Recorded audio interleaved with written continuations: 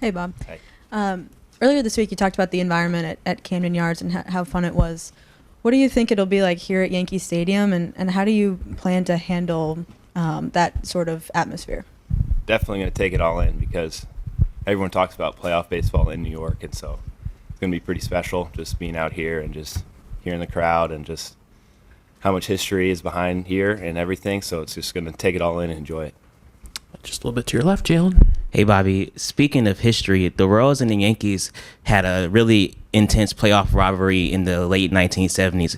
Did you ever watch highlights of just those type of games that they played? And also, what does it mean to kind of write your own chapter starting tomorrow? Yeah, just from hearing it from George Brett and just how that kind of little rivalry went around. And so, but yeah, anytime just trying to kind of create your own legacy with what we have, with the team we have here and how special it is. Go to Bill in the second row on your right, Bobby. What does Salvi Perez mean to this team, and what's the biggest advice he ever gave you regarding the postseason? Yeah, he's the captain of our team, and so just him just saying it's the same game we've played since we were little, and so just know that, just go out there and enjoy every step of this process and everything, and just really just take it all in, because you never know whenever you get this opportunity. Guys go through their career and they never really make it to the playoffs, never really get to experience this, so really just take it all in, enjoy every moment. Go to third row. The Yankees now, with the Orioles and the Astros out, are kind of considered the huge favorite in the American League. Do you guys look at yourselves as underdogs coming into this series, and how do you kind of approach that? Yeah, we approach it as any other series. It's just we're coming in here, playing our game, going to worry about one day at a time, focus one step at a time, and not really focus on any outside noise. And I know that, yeah, we could be the underdogs or whatever, but we have confidence in ourselves that we just can kind of go out there and just do our thing. Go to Ron in the first row. All during the year, being on sort of an unheralded team, and a lot of attention is on the Judges and Otanes and the Dodgers and the Yankees, does that give you guys just any bit of an edge, feeling like overlooked? Not really. We know who we are. We're Kansas City Royals. We do our thing, and so we don't really we can't control any of that stuff, and so we just really control what we can and go about our own business. And since you got to Kansas City, what have you learned about the city and the area that you didn't know before you lived there? Yeah, just how much they love sports, how much they love their teams, and just how much they love their guys, and so it's just special. It's a special city. It's a special town, and so I just love being there. Go to the end of the first row on your right, Bobby. Hi, Bobby. Peter Splendorio with New York Daily News.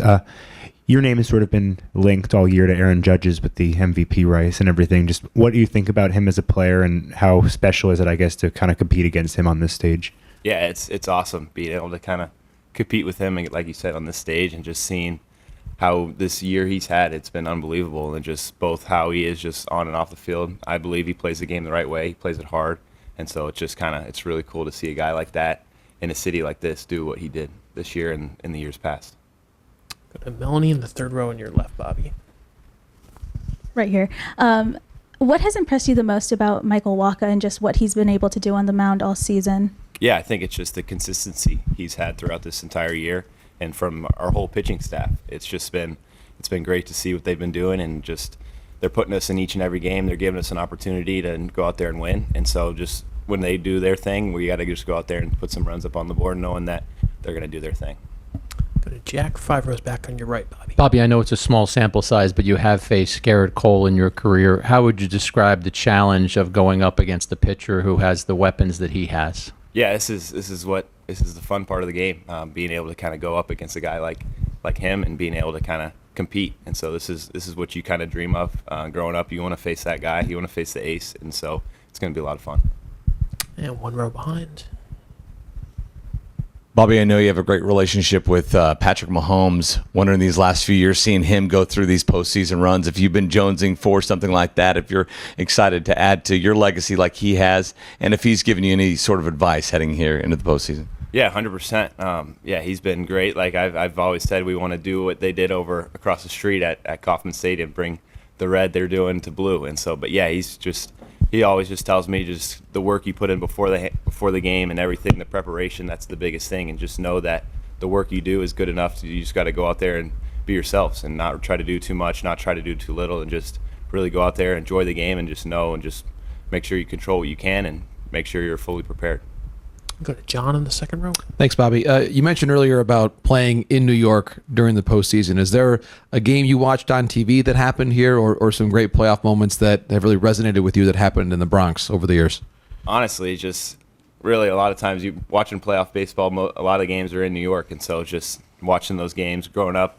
I was a Red Sox fan, my dad from Massachusetts, but Jeter was my guy, so always watching him do what he did out here, and so it's pretty special, just all the postseason moments that he had. And so it's just like when you kind of think of postseason baseball, you kind of think of it's going to be in New York somehow, some shape or fashion. So just really being able to come out here and kind of bringing the Royals out here and doing this is going to be a lot of fun.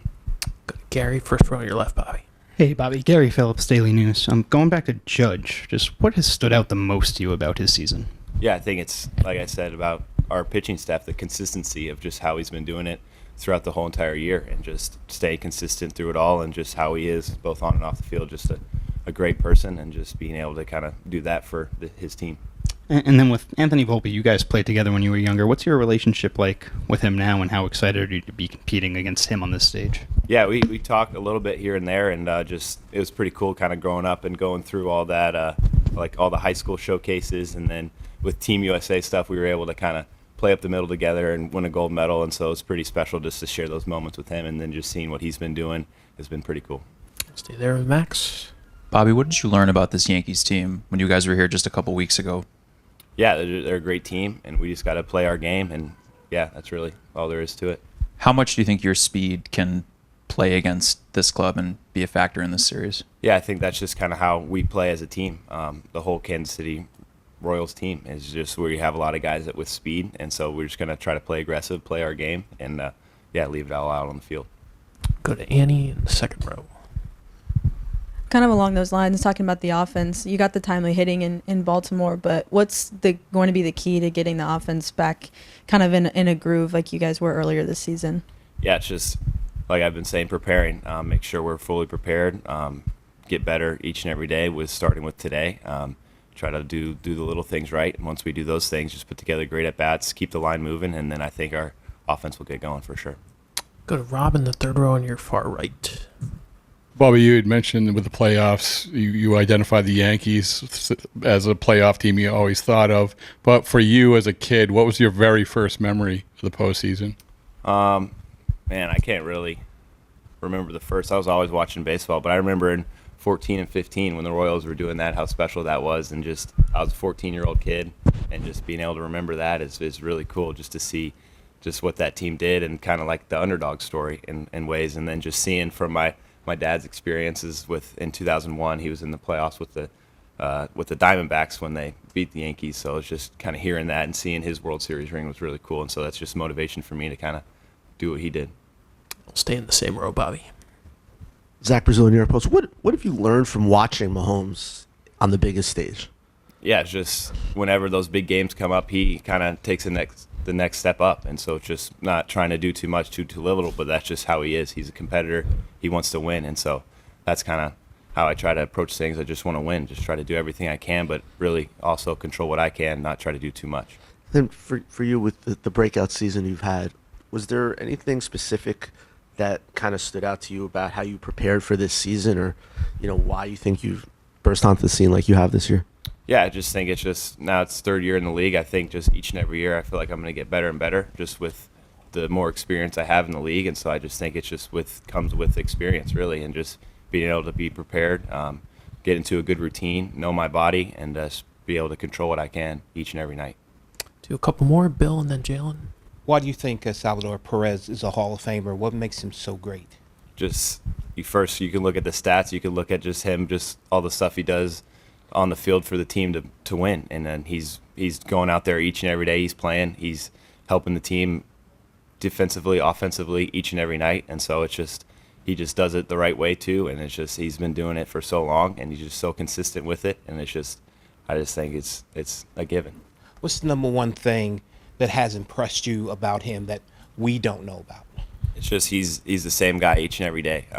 He doesn't change who he is no matter what. He could go 0 for 4 with 4 strikeouts, 4 for 4 with 4 home runs. He's the same Salvador Perez each and every day, and it's so special that he does that each day in and day out. And he did it. He was the same guy through 106 lost season, and he's the same guy through making it to the playoff season. So it's just seeing that consistency that he has each and every day, and just showing up to the field, first one to the field, last one to leave. It's just one of one. And Jalen on your left. Bobby, you guys have been away from home for quite a bit now.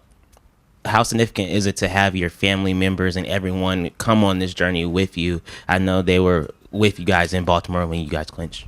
Yeah, it's special just to be able to have fiance here, parents here, and just all the support from back home in Texas, back home in Kansas City. And so it's just really special to just kind of enjoy this with a lot more people than just myself. Do two more. Peter on your right, Bobby. You mentioned Jeter being your guy. Just have you thought at all what it's going to be like to take the same field he won a World Series on for a playoff game? Yeah, that's pretty cool. That's probably the first time I hear that. Just pretty special. I always kind of watching his highlights, postseason highlights recently actually, and just being able to kind of take the field that like he did is really, really special. Kind of gives me chills just kind of thinking about it. What made him your guy? Just the way he played the game, both on and off the field, just how he was. He was my guy, and then Pedroia was my guy. So Jeter and Pedroia were my two guys. That's why I wore 17 in high school and everything. And so I got those two jerseys hanging up on my wall still back at in my room in my parents' house. And so it's just, those are just how they played the game hard, and just how they just always rise up to the occasion when needed. 15 plus 2, right? Gives you 17. Yeah. Very cool. Good math. Anything else we'll finish up with Andy. Just real quickly, you said you were watching Jeter's postseason highlights recently. Like, how recently? Just on YouTube? Yeah, just kind of seeing it. It was actually last night. Just looking at it, or on the train ride and stuff. Just being able to see it, just because of just how the stadium is, how the fans are. Just wanted to kind of just take it all in perspective, and then really going out there today and a workout, and then tomorrow just taking it all in. All right, Bobby. Thanks so much. Great to see Thank you. Michael.